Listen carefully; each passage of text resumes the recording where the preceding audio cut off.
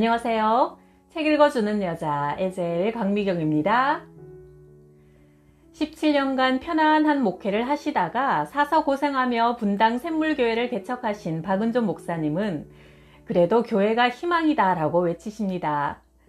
작지만 건강한 교회들이 많아지기를 바라는 마음으로 전해드립니다. 1981년 내가 강남 논현동에 있는 서울 영동교회에 부임했을 때 교인이 150명이었는데 17년 후 1000명이 넘어가고 교회가 별 문제 없이 평탄하다 보니 점점 영적 매너리즘에 빠지게 되었다. 교회에 무슨 문제가 생겨도 옛날처럼 애절한 기도가 나오지 않는, 한마디로 배에 기름이 낀 목사가 되어버리고 말았다. 간절하게 기도할 제목도 없고 그저 적당한 수준에서 안주하고 있었다. 하나님, 교회도 제게도 변화가 필요합니다. 처음부터 다시 시작해보고 싶습니다. 라는 기도가 나왔고, 하나님은 논현동을 벗어나 새로운 곳 분당으로 가서 교회를 개척하라는 확신을 주셨다. 아내는 사역이 잘 진행되고 있고 장로님들과도 호흡이 잘 맞는데 떠날 이유가 없다고 반대했다. 장로님들 중 한 분도 맨 땅에 헤딩을 왜 하려고 합니까? 이미 서울 영동교회가 목사님의 손안에 들어와 있는데 왜 이런 어리석은 일을 해서 고생을 사서 합니까? 반대했다. 그러나 나는 하나님의 구체적인 명령에 순종할 수밖에 없었다. 한 달 안에 전세금 6억과 필요한 비품들을 준비하기 위해 상당한 돈이 필요한 상황이었다. 돈 걱정이 가슴을 짓누르는 순간 사업하던 성도들이 부도나기 전에 얼굴이 새카맣게 타들어가던 모습이 생각났다. 비로소 그들의 마음을 헤아릴 수 있었다. 한 달 동안 단 1초도 돈 걱정에서 자유롭지 못했다. 자다가 눈을 뜬 순간 떠오른 첫 생각이 돈 어쩌지 하는 것이었다. 눈을 감아도 돈 걱정, 눈을 떠도 돈 걱정이었다. 이전까지 비교적 안정된 교회에서 일했기 때문에 돈 걱정할 일이 많지 않았다. 그동안 내가 너무 쉬운 목회를 했구나 싶었다. 그러던 중 마지막 주 목요일 아침 새벽 기도회를 인도하고 누가복음 4장을 읽었다.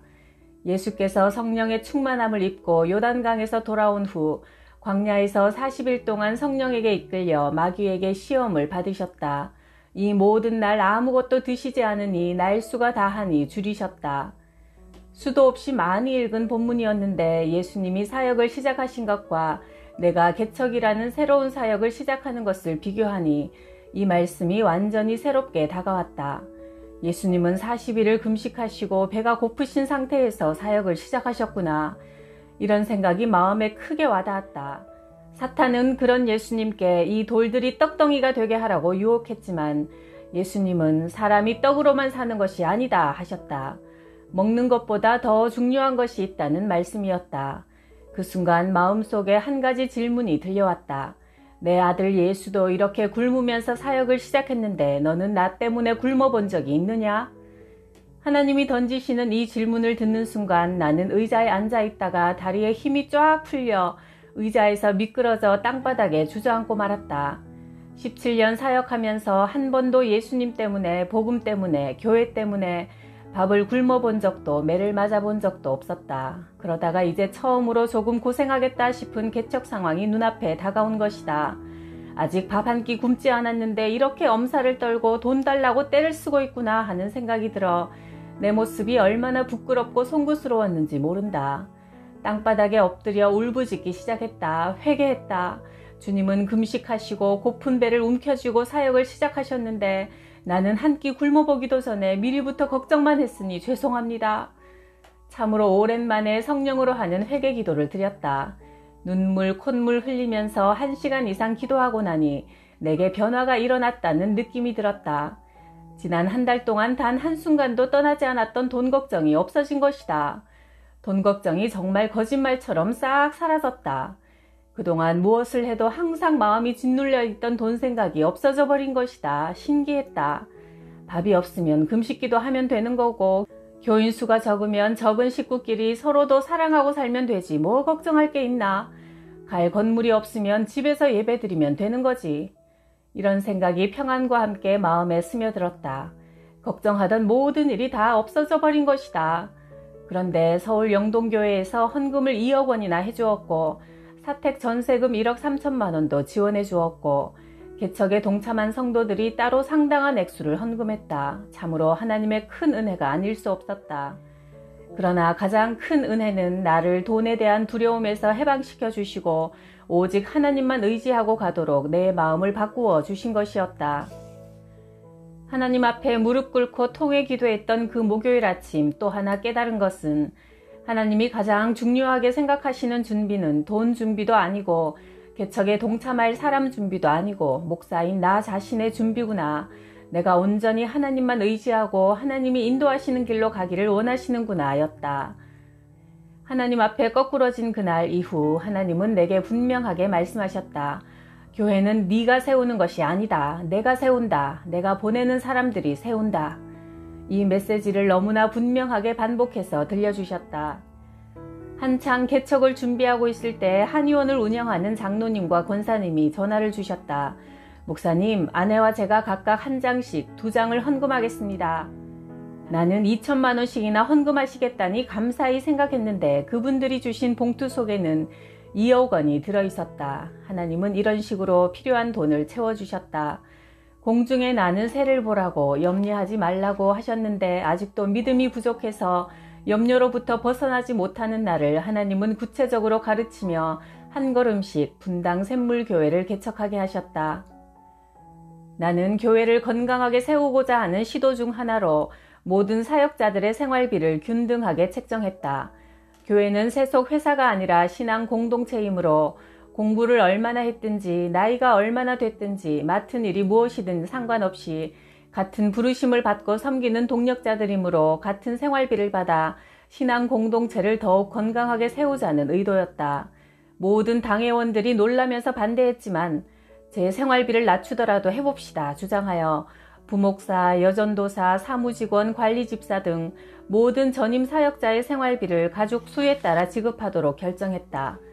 기본급 100만 원으로 시작하되 가족 1인당 15만 원씩 더하고 부모님에 대해서는 장인, 장모를 포함해 1인 가족 수당으로 더 주어 자식으로서 부모님의 생활비를 지원할 수 있게 했다. 장애인 자녀에게는 2인 몫의 생활비를 지불했다.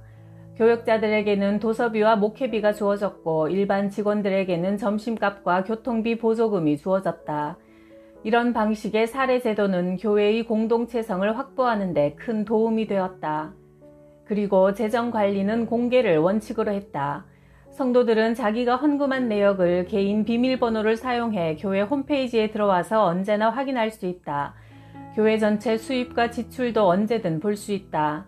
헌금 수입과 중요한 지출 결의사항도 모두 주보를 통해 공개했다. 교회 수입의 55%는 선교, 구제, 장학금 등 외부로 흘려보냈다. 어느 날 성남시 복정동에 있던 무료 급식소가 없어진 것을 알게 되었다. 너무 힘이 들어 중단했다는 것이다. 성남 지역에 교회가 800여 개가 있는데 가장 가난한 사람들을 섬기던 무료 급식소가 없어지다니 마음이 아팠다. 설교 시간에 성도들에게 호소했다. 분당에 사는 사람들은 그래도 형편이 좀 낫지 않습니까? 생활비 5%를 줄입시다. 그 돈으로 어려운 사람들을 섬깁시다. 성도들이 호응해 주어 상당한 헌금이 매달 들어왔다. 이 돈으로 사랑마루 무료 급식소가 시작되었다. 50평의 땅을 빌려 식당으로 만들고 주 5회 매일 300여 명의 이웃들이 와서 아침을 먹는다. 같은 건물에서 어려운 가정의 자녀들을 위한 무료 과외도 진행한다. 가난의 고리에서 벗어나게 하는 방법 중 하나는 아이들을 대학에 보내고 좋은 직장을 갖게 하는 것이다. 수준 높은 선생님들이 지역 학생들을 섬기고 있다. 다문화 가정 자녀들을 위한 봉사도 펼친다. 과외 선생님이 학생의 집으로 찾아가서 각 과목을 지도한다. 많은 성도들이 이 봉사에 기쁘게 참여하고 있다. 건강한 교회를 세우기 위해 구역 모임인 목장 모임을 가정교회가 되도록 했다. 설, 추석 같은 명절이 끼어 있어도 주일 예배를 쉬지 않듯 목장 모임도 쉬지 않고 1년 내내 모이도록 강조했다. 모임 방식은 이렇다. 편한 날 편한 시간에 모인다. 각 가정이 돌아가면서 자신의 집에서 가진다. 음식을 함께 나누되 손님 대접하듯 하지 말고 가족을 위해 준비하듯 한다. 각 가정에서 한 가지씩 준비해 오는 것도 좋다. 도착하는 대로 식사를 하고 차를 한 잔 마시며 교제한 후 찬송가를 10분쯤 함께 부르고 말씀 나눔을 목자가 선택해서 20분 정도 한다. 지난 주일 예배 때 설교를 5분 정도 요약해서 전하고 적용을 함께 나눈다. 그 후 모든 구역원들이 돌아가면서 지난 한 주간 있었던 일 중 감사한 일, 책망받은 일, 기쁜 일, 힘들었던 일 등 하나님과의 관계에서 있었던 일들을 얘기한다. 나눔하면서 각자 기도 제목을 내고 합심해서 기도하는 시간을 갖는다.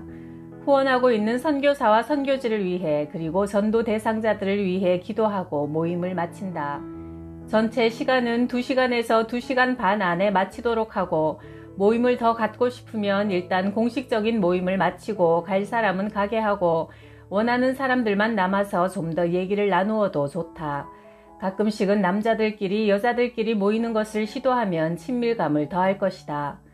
목장 모임은 실제적인 섬김과 나눔의 장이 되고 마음과 마음이 만나는 곳이 되며 함께 아파하고 함께 나눔으로 돕는 길을 찾는 치유가 실제적으로 일어나는 곳이 되어야 한다. 목장에서 나온 얘기는 절대 비밀에 붙여야 한다. 마음을 열고 솔직하게 얘기하지 않으면 치유가 일어나지 않기 때문이다. 큰 예배보다 작은 구역 모임에 새신자를 초대하는 것이 쉽다.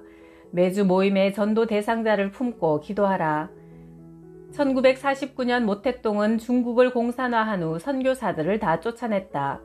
문화혁명을 통해 종교 말살 정책을 하면서 중국 땅에서 그리스도인의 씨를 말렸다고 생각했다. 1980년대 와서 다시 중국이 문을 열었을 때 그리스도인의 수는 이전보다 10배 이상 증가해 있었다. 그 비밀은 지하교회였다. 목사도 없고 성경도 없고 아무것도 없던 중국 성도들은 자기 집에서 작은 가정교회로 모이기 시작했다. 그 작은 교회를 통해 하나님이 초대교회처럼 30년 동안 중국 땅에 엄청난 역사를 일으키신 것이다. 황지영 여전도사의 말이다. 박은조 목사님은 부교역자들을 진심으로 존중하고 아끼며 사랑해 주었다. 샘물교회 부교역자들은 행복지수가 높아서 신명나게 일했다. 목회 후배인 부교역자들을 위한 박 목사님의 기도는 늘 이러했다. 하나님 아버지, 저희를 동력자로 묶어주셔서 감사합니다. 저희 각자가 행복하게 사역하는 목회자가 될 수 있도록 도와주시옵소서. 저희는 모두 허물이 많은 사람들입니다. 그러나 그 허물이 너무 커서 성도들이 걸려 넘어지는 일이 일어나지 않도록 저희를 불쌍히 여겨 주시옵소서. 목사님의 간절한 기도 소리는 따뜻하고도 가슴 뻐근한 감동으로 밀려오곤 했다. 내가 샘물교회 사역자로 부임한 지 6년쯤 되었을 때 누적된 과로로 탈진 상태라 쉼을 갈망했다. 샘물교회 내부 규칙으로 부교역자들도 6년 사역 후 연구년을 갖도록 되어 있었지만 감히 안식년을 요청할 엄두가 나지 않았다. 어떤 교회가 부교역자에게 안식년을 베풀어 주겠는가? 부교역자의 안식년은 곧 사직을 의미하는 게 아닌가? 그러나 목사님은 당회를 통해 안식년을 허락해 주었고 나는 미국으로 연수를 떠나게 되었다. 돌아오면 샘물교회를 위해 뼈가 부서져라 헌신하리라 다짐했다. 박 목사님은 여사역자들을 차별하지 않았다. 남성 목사들과 동일하게 사례비를 지불해 주었고 동일하게 사역을 맡겨주었다. 샘물교회는 매주 새로운 사람들이 몰려와 교회 성장에 큰 어려움이 없었다. 그러나 박 목사님은 아직도 분당에 예수님을 모르는 사람들이 많다는 것을 안타까워하며 그들 중 한 사람이라도 얻는 교회를 만들기 위해 2007년부터 샘물교회로 다른 교회 교인들이 수평 이동해오는 것을 금지했다. 덕분에 샘물교회는 교회 유지와 성장에 혈안되지 않고 구원의 방주로서의 사명에 집중할 수 있었다. 많은 사람들이 교회가 타락했다고, 교회가 더 이상 우리의 소망이 되지 못한다고 탄식하고 있다. 그래도 교회는 진정 이 땅의 희망이다. 오늘 우리 시대의 교회가 하나님을 더욱 닮아 거룩한 교회가 되고 우리 크리스천들이 어두운 세상 구석구석을 밝히는 빛과 소금 같은 거룩한 성도들이 되기를 소망한다. 내가 목사 안수를 받고 첫 주일 예배가 끝난 후 한 장로님이 내 손을 이끌고 구석으로 데리고 갔다. 그때 그분이 해준 말이 늘 귓가에 남아있다. 박 목사님, 성도들도 목사님이 사람인 것을 압니다. 목사님을 보고 신앙생활 하는 것이 아니라는 것도 압니다. 그러나 우리가 돈에 흔들릴 때 다른 사람은 몰라도 목사님은 그러지 않기를 바라는 것이 성도들의 마음입니다. 우리가 세상에 휘둘릴 때 다른 사람은 몰라도 목사님만은 그러지 않았으면 합니다.